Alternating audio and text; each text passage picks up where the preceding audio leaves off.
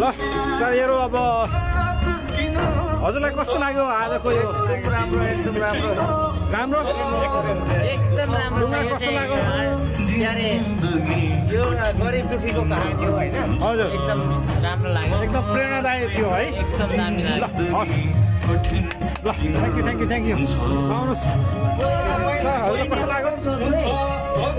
सरहरूलाई कस्तो लाग्यो बहिनीलाई कस्तो लाग्यो एकदम रुइराख्नु भएको छ है बहिनी रुइराख्नु भएको छ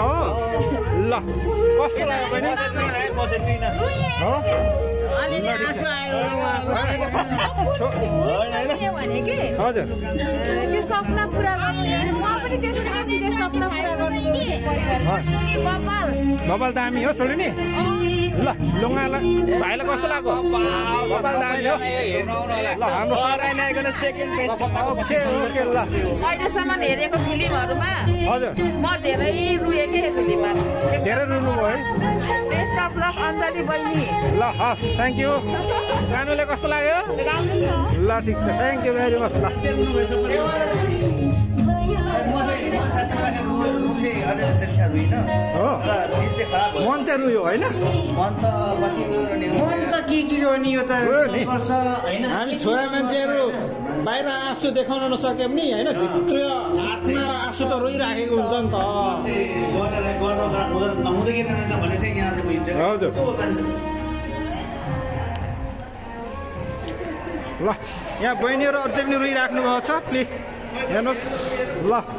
यहाँ हेर्नुहोस् त अझै पनि बहिनीहरू रुइराख्नु भएको छ है ल मन्जिला फिल्म हेरेर है ल ल ल दर्शक वृन्द आज विशेष गरेर अन्जिला फिल्म एकदम भव्य सुपर तरिकाले प्रदर्शन भइसकेको छ सङ्घर्ष कस्तो गर्नु पर्दो रहेछ र सफलता कसरी चाहिँ हासिल गरिन्छ हैन हजुर यो फिल्मबाट चाहिँ एकदम पाठ सिकिएको छ र आज विशेष गरेर हाम्रो यो अन्जिला फिल्म हेरेर निकै दर्शक श्रोताहरू चाहिँ भावुक हुनुभएको छ र स्पेसल यो फिल्म एकदम राम्रो छ